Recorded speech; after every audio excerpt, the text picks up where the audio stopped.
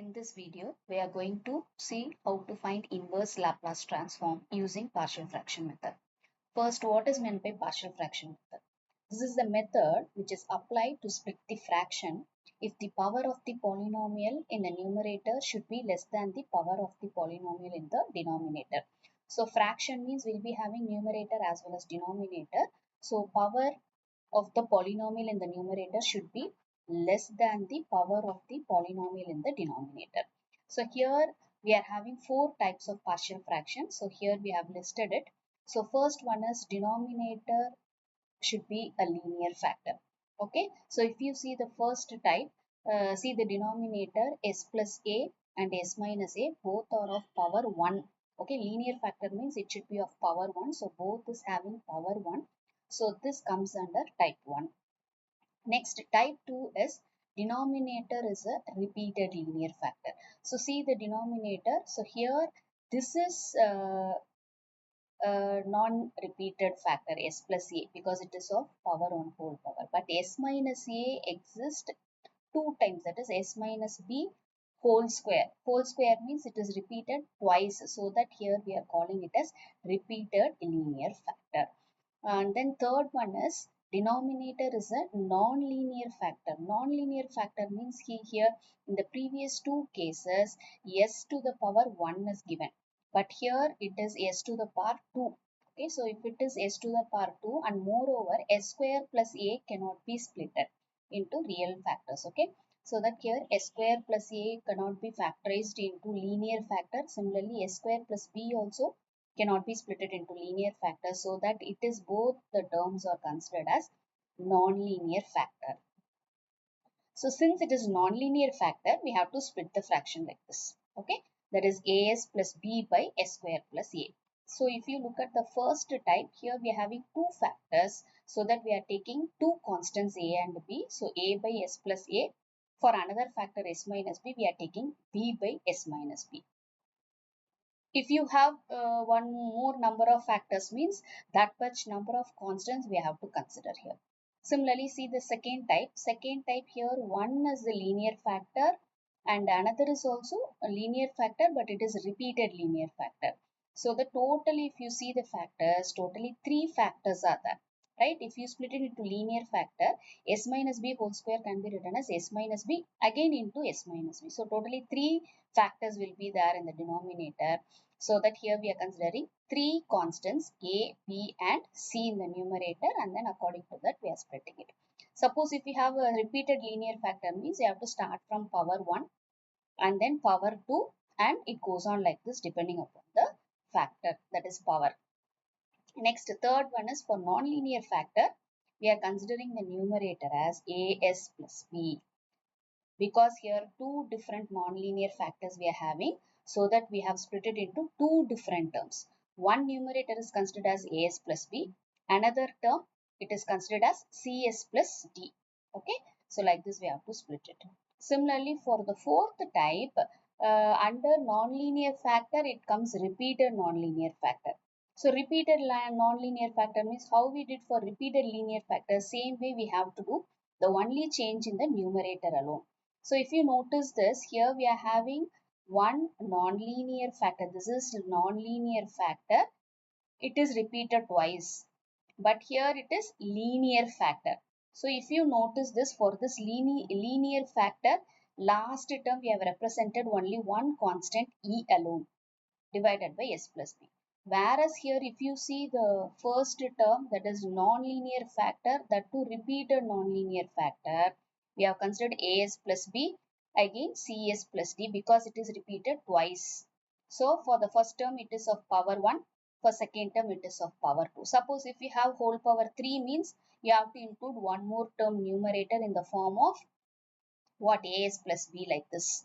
Okay, and then denominator will be whole cube like that.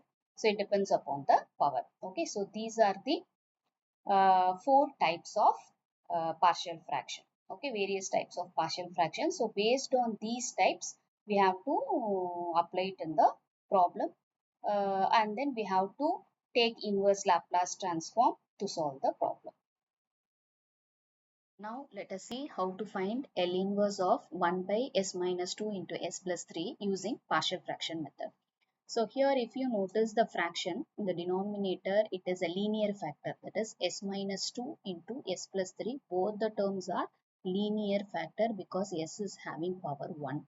Okay, and moreover both are what non-repeated linear factor. It is not repeated. Okay, both are having only power 1 here. So that here it comes under type 1. So since it is of type 1, how to split it into partial fraction? So 1 by s minus 2 into s plus 3 is equal to, since we are having two factors, we have to consider two constants. So here it should be s minus 2, that is for one factor. For another factor s plus 3, it is considered as b. So now for the left side, let us take the same term, but for the right side we have to take LCM. So if we take LCM here, denominator will be s minus 2 into s plus 3. Here it should be s plus 3 plus b into here s minus 2. Okay. So now what happened here is this denominator both are same, so that we can cancel it. So finally we will have 1 is equal to s plus 3 plus b into s minus 2. So now we have to identify what is the value of capital A and capital B.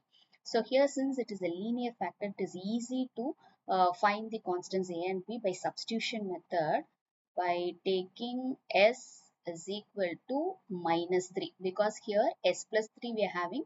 So if you put s is equal to minus 3 plus 3 will become 0. So this term will vanish, that is A term will vanish. So easily we can find B. So since left side is 1, so write it as 1. Here A into 0 plus B into 3 minus 2. Sorry, minus 3 minus 2. So this comes B into minus 5, which is equal to 1. So from this we can conclude that B is equal to minus 1 by 5. Right? So now similarly put s is equal to, here s minus 2 we are having, so we can take s is equal to 2. So left side there is no s, only 1 is there, so put 1. Here it comes a into 2 plus 3 plus b into 2 minus 2. So here b vanish. So from this a into 5 is equal to 1 will give you a is equal to plus 1 by 5. Right? This is the way to find out the constants a and b by substitution method. Right? So now we have to put this a and b over here, so that instead of this left hand side term we can use the fraction which is splitted. Okay. Now then we have to take inverse Laplace transform on both sides. So let me write it here. So 1 by s minus 2 into s plus 3 can be written as, since a is equal to 1 by 5, 1 by 5 divided by s minus 2 plus, this is minus 1 by 5 divided by s plus 3. So this is the fraction which we have splitted like this. Now taking L inverse on both sides. So this is the question. L inverse of 1 by s minus 2 into s plus 3. So now taking both the side L inverse, and moreover this is constant, we can write like this. Similarly, since it is minus 1 by 5, we can write like this. So now you can remember the formula for L inverse of 1 by s minus a. It is e to the power at. Let me write here. L inverse of 1 by s minus a is equal to e to the power at. If it is plus a means it will be minus at. So in place of a we are having 2. So this can be written as e to the power 2t. Again minus 1 by 5 into, here we can write it as e to the power minus 3t. So that's it. So either we can leave as it is, or otherwise since 1 by 5 is common, we can write like this. So 1 by 5 into e to the power 2t minus e to the power minus 3t. So this is the answer for the problem L inverse of 1 by s minus 2 into s plus 3. Next problem is find L inverse of 1 by s square into s square plus 1, again by partial fraction method, right? So here if you notice the fraction factors, here it is s square and then s square plus 1. So here how to split it into partial fraction is, first we have to identify it comes under which category. So first let me write 1 by s square into s square plus 1, right? Actually, how to write it? This s square can be written as s into s. So while writing it as s into s, it is treated as s minus 0 or s plus 0, right? So it comes under linear factor. So we have to consider a by s. Since s is being a linear factor, it is repeated twice. We should write it as b by s square, right? So please don't treat it as non-linear factor. So s square can be written as s into s square. Sorry, s into s. But here s square plus 1, we can't able to split it into linear factor, right? Because here s square we can write it as s into s. S is a linear factor. This s is also linear factor. It is repeated twice.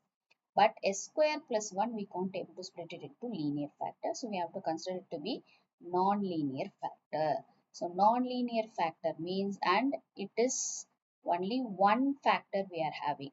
Okay. So the because the power is 1, whole to the power 1. So that here we have to consider cs plus d divided by s square plus 1. That's it. Okay. So totally there are three factors, s into s and then s square plus 1. So like this, here we have, so because of three factors, here we are having three fractions. So now taking what LCM on both sides is equal to, now here in the right hand side LCM is s square into s square plus 1. Here we are having only s alone. So a into 1s and then s square plus 1 plus b into, here already s square is there, only s square plus 1 is missing. So s square plus 1 plus for the third term cs plus d, s square plus 1 is here, only s square is missing. So s square we have to write. So now as usual we can cancel this denominator. Here 1 is equal to, actually here while taking the problem, here numerator is given as 1. Here we can also have some other function in terms of s, but it should be of power less than the denominator. Okay.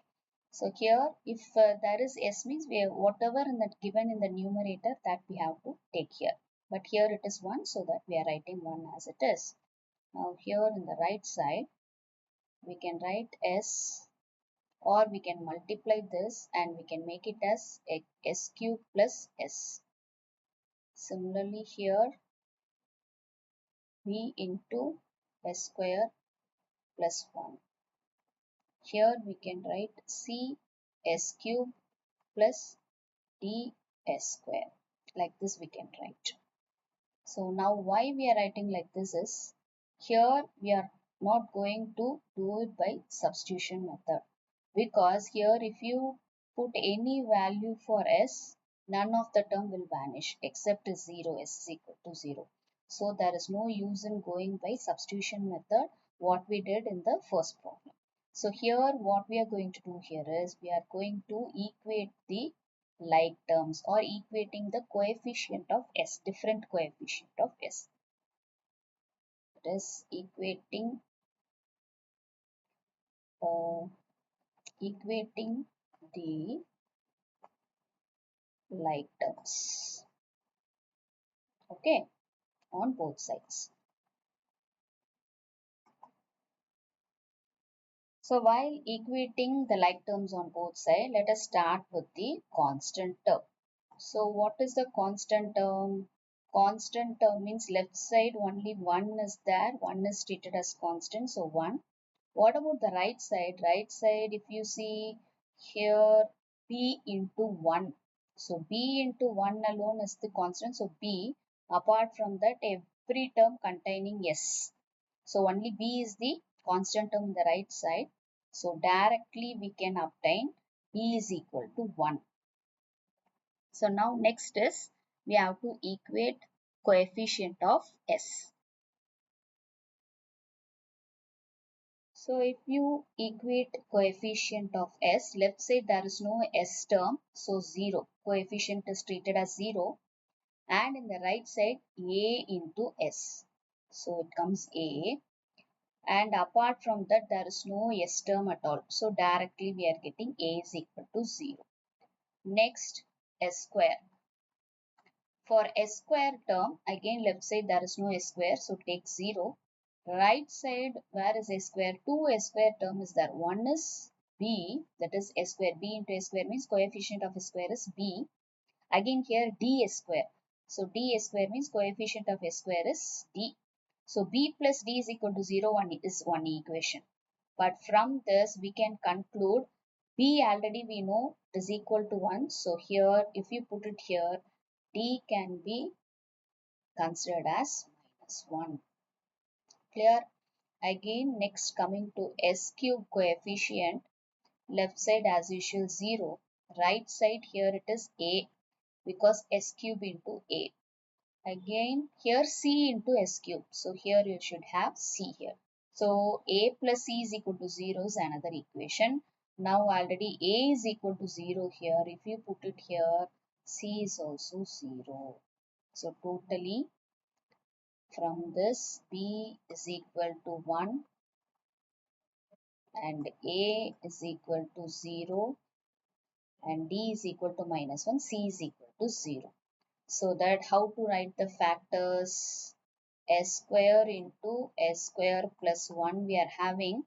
So this if you see a by s plus b by, this is the term a by s plus b by s square. Here you have to put it. So now a is 0. So 0 by s plus b by s square. So 1 by s square plus c. c into s. So 0 into s plus d. So minus 1 divided by the factor is s square plus. So this is what we are getting. So how to write it again? 1 by s square minus 1 by s square plus 1. So finally we obtain like this. This is what 1 by s square into s square plus 1. Clear?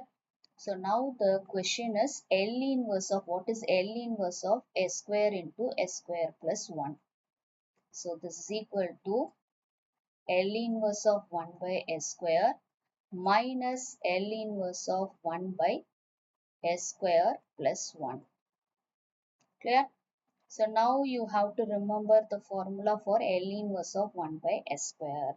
What is L inverse of 1 by s square? It is L inverse of 1 by s to the power n. What is this? This is equal to n factorial.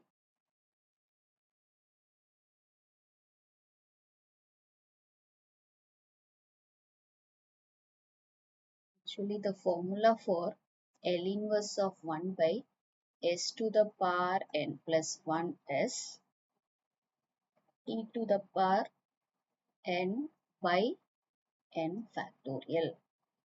Right? So this is the formula. So that here we are having s square.